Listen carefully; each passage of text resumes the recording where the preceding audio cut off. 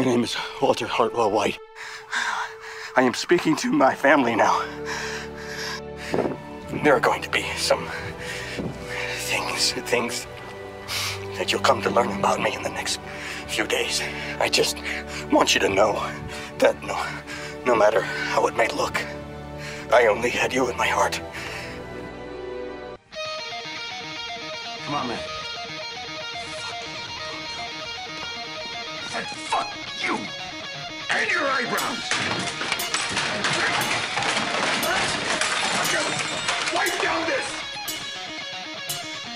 Now, say my name.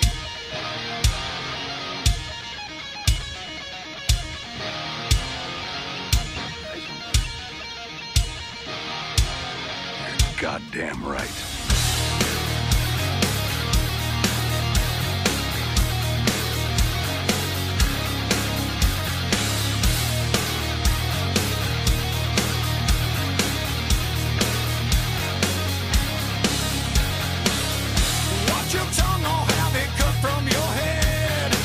Understood what I've just said. Yeah. Lung cancer. Inoperable.